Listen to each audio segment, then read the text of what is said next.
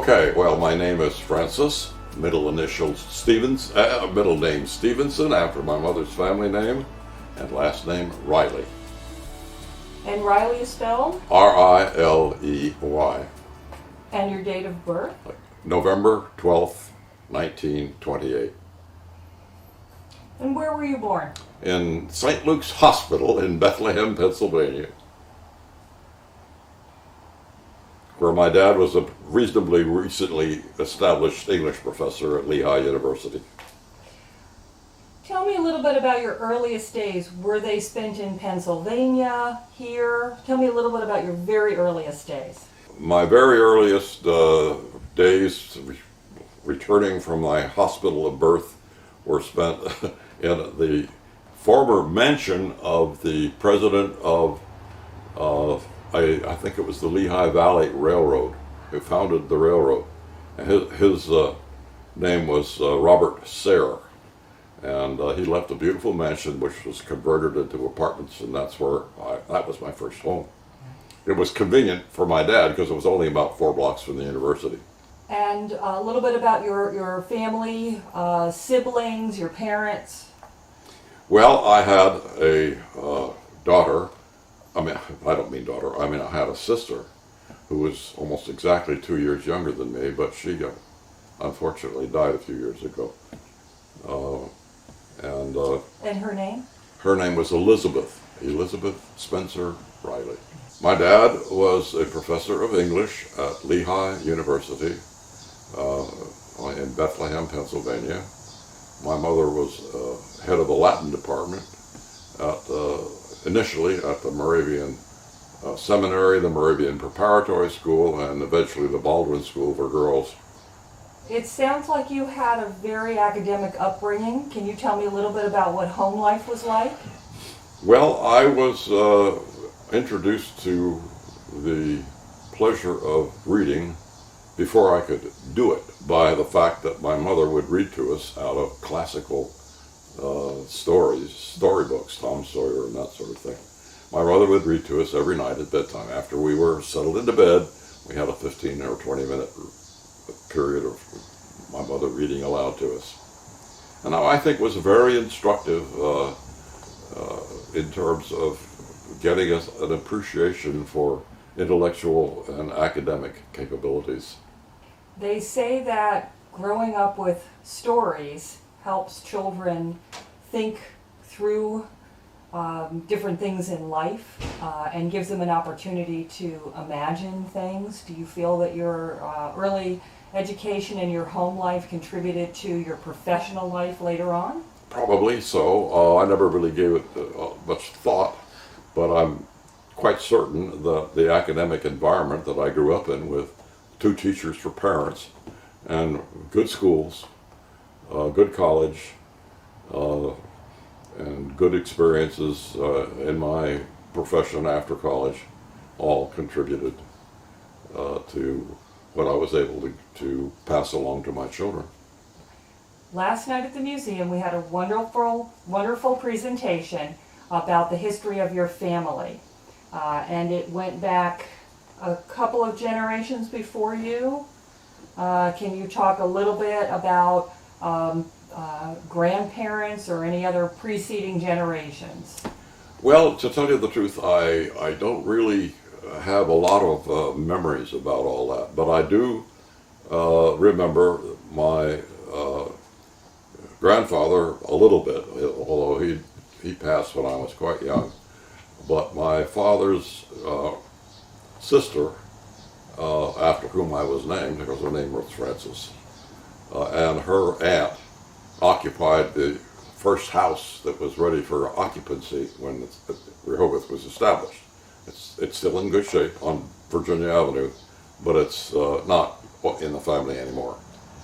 Do you happen to know the address of that house? Yes, it's 18 Virginia Avenue. And it's a nice house. Did you ever visit that house? Oh, sure. Okay, sure. Can you tell me regularly. Tell me about your memories of the house.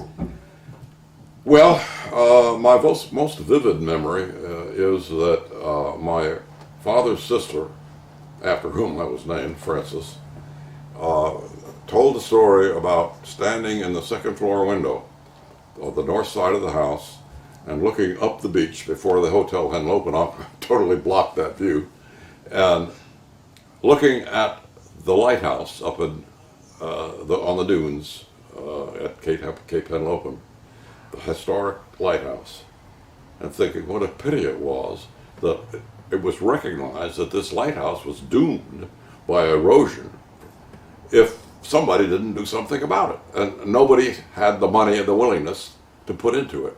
She looked out the window and thought about this, glanced away, looked back, and it was gone. She didn't actually see it topple, but within a matter of seconds, she saw that it was gone. Can you imagine the shock of that? I know that people talk about the great food that they ate. You mentioned crabs. Did anyone have a garden? Did you eat great? No, no one in my family that I can think of had a garden. But every day there was a vendor that would come by, either on a bicycle or pushing a cart or something with fresh fruit, whatever was current, you know. And let's see, what was the? I'm sorry, I can't think of it right now. But he had a kind of a chant that he uttered in a very loud voice. He was very impressive. And he'd push this cart full of all kinds of veggies and whatnot. He'd push it up Columbia Avenue singing this song to attract attention. You know, that was how he got people interested in coming out to see what he had to sell that day. Do you have any recollection of Piney Island? Oh, yes, yes. Can you tell me a little bit about it? Well, it was a treasured destination. It took a good breeze, preferably a south wind, to get out there from the Dewey Beach harbor.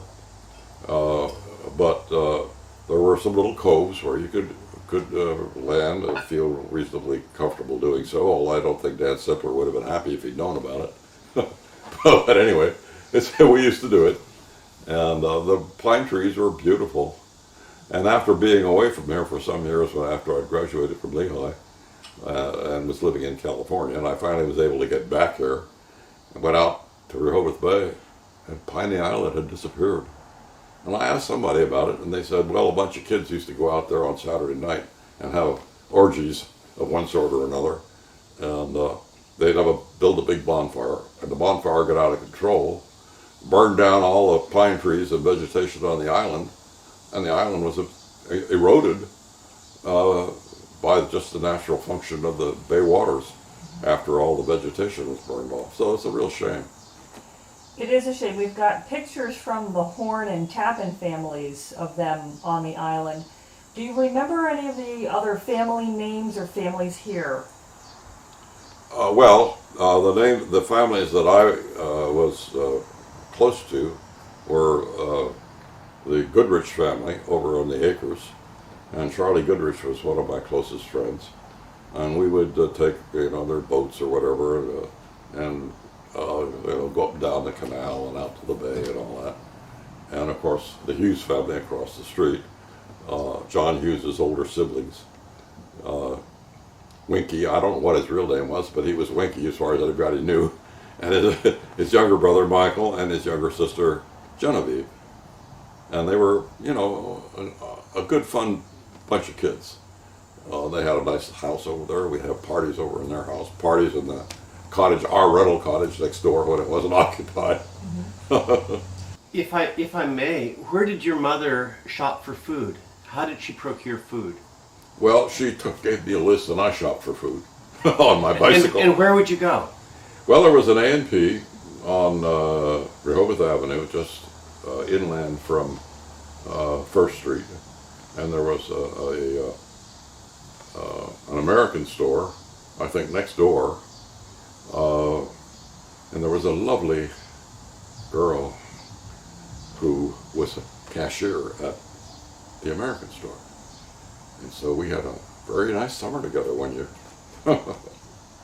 Was there a dairy service somewhere? Was there what? A dairy, was milk either delivered or was there a special place to go for? No, the milk was delivered and the ice was delivered because in those days we didn't have electric refrigerators.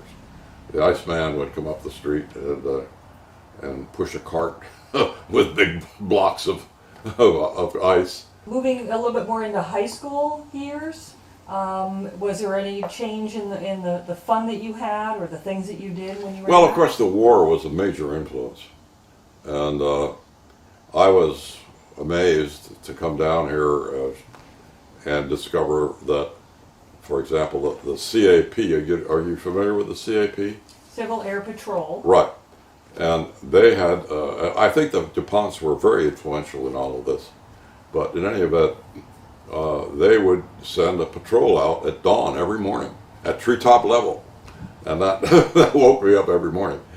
And then the CAP patrol planes would be out over the ocean, not very far offshore, a few miles. You could typically see them. I don't know how far off they got, but they were visible a lot because the early morning patrols would run low on fuel and come home, and then the next patrol would go out, and so on and so on.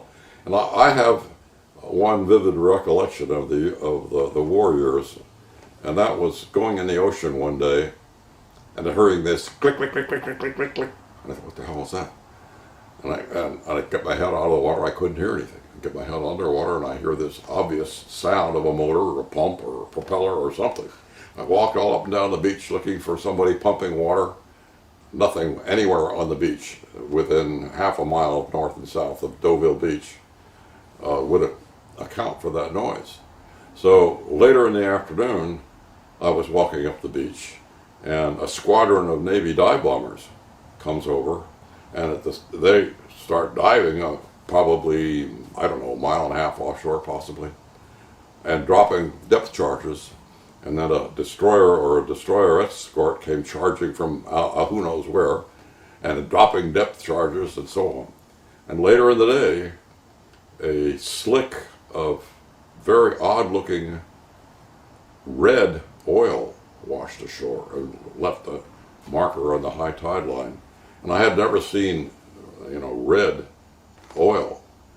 And I've never heard about this from anybody, but I'm pretty sure that they either severely damaged or sunk a U-boat within probably a mile or two or three between here and Cape May. And I would not be at all surprised if some energetic individual could find the wreckage out there. I do know that you spent a great deal of time in California. We tend to concentrate just on Rehoboth here. Yeah, sure. Can you talk a little bit about the block of land that was purchased on Columbia Avenue and how that evolved over time? Well, I don't know much about that. I know that my father's grandmother was responsible for building what was supposedly the first house that was ready for occupancy up at 18 Virginia Avenue. But her son, one of her sons, my Uncle Ed, my father's Uncle Ed, bought up this city block here. And I think his brother, William Herman Riley, my father's father, bought up a chunk of the block west of here, on the other side of 3rd Street. But that was all totally undeveloped when I was a youngster. So that was my woodlands. And I'd go out there with my BB gun and pretend I was Daniel Boone or somebody. So it was quite a large block of land. Yes. And how many houses were built on this block here on Columbia? Well, what I'm certain of is that my father's uncle, Uncle Ed as he was known, built this house, the house catty-cornered back on Henlopen Avenue, and the house next one up on Columbia Avenue, so-called Pine Lodge. And those houses were all in the family when I was growing up. And at one time or another, we stayed in, probably in all three of them, but mostly here, or when this was rented for the season, we'd occupy what was known as Pine Lodge, which is the next house east of here on Columbia Avenue. And what was, in those days, was the carriage house. And the maid's quarters for Pine Lodge, the next house east, is now the basis of a considerable skyscraper out there. It's like, I don't know what it is, maybe a 5-story building that's out here. It's quite tall and handsome.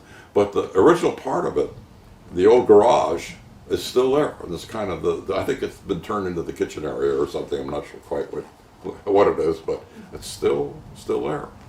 I'm sure you've seen a lot of changes. We've seen pictures of Columbia Avenue when it was not paved. Oh yeah, sure.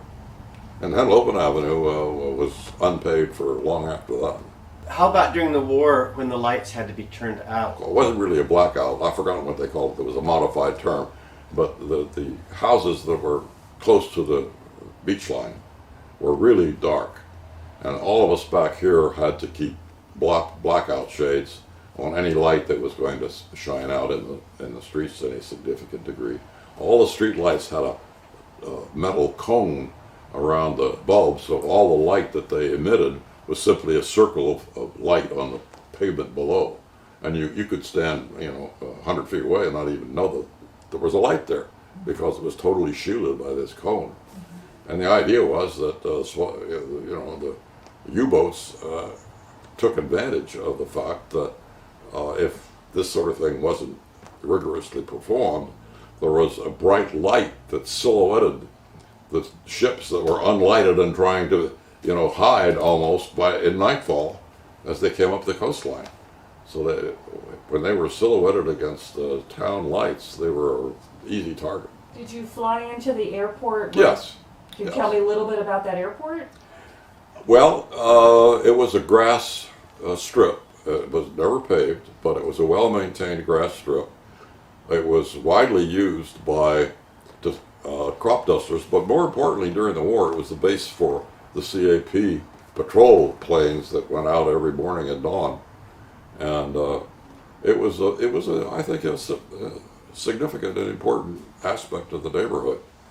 I was very disappointed when they closed it down, but I remember some air shows that were held out there, and parachute jumping, and also that was where they, in those days, the commercial pilots that nowadays are towing banners around town, they would pick up their banners there. And the banners would be lying on the ground with something like a football, what do you call the...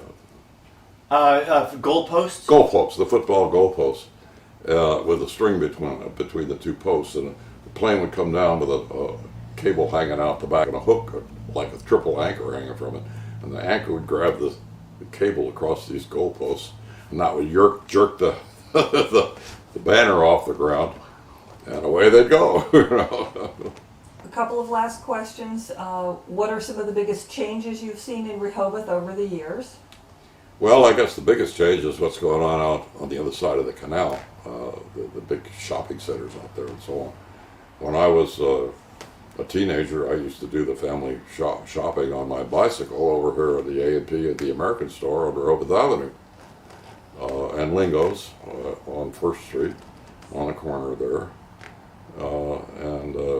So the biggest changes obviously have taken place outside of the town limits, thank God. But anyway, it's the development in the Henlopen Acres and North Shores has, of course, been very striking and is very attractive by and large. I think Henlopen Acres is one of the most beautiful neighborhoods I've ever seen anywhere. What we used to call West Rehoboth, or was it? No, South Rehoboth. We used to be known as South Rehoboth. Out around Silver Lake and whatnot, there's a lot of nice development out there. We're still talking to Francis Riley, and you were mentioning something else. Well, I don't know whether I mentioned this earlier or not, but of course during the war it was a really interesting experience, especially for younger folks that had nothing like this, but had, in my case and a number of my rough age mates, we had read in the newspapers and in Life magazine and Time magazine and so on, we'd read about the incidents that led up to the World War II and to our involvement, and before our actual involvement, the situation here in Rehoboth was pretty tense because they were sinking ships off the coast every night. And I remember days when I went into the surf to take a swim, and every time I put my head underwater, I'd hear this click, click, click, click, click, click, click. take my head out, look up, and no source of it. Head underwater, and there was obviously something mechanical. It was totally hidden. It had to be underwater. It had to be a German submarine. And later in the day, I walked up the beach and I watched a squadron of dive bombers come over and attack something underwater, obviously a submarine. And a destroyer escort went by and was dropping depth charges. And later, not much later, several hours later, a red oil slick washed ashore. So the high tide line was marked by red diesel oil, which I had never heard of or seen. And I'm pretty sure it came out of a submarine that was sunk out there. And I think there's a good chance there's a submarine lying on the bottom out there that nobody has thought about. I've had such a good time here today. I thank you so much. It has just been such a joy getting to know you and your family. I'm sort of jealous. You guys have fantastic genes in your family, and I'm so privileged to be able to talk to you. So thank you very much for talking with me. Well, thank you so much for, what's the word I'm looking for?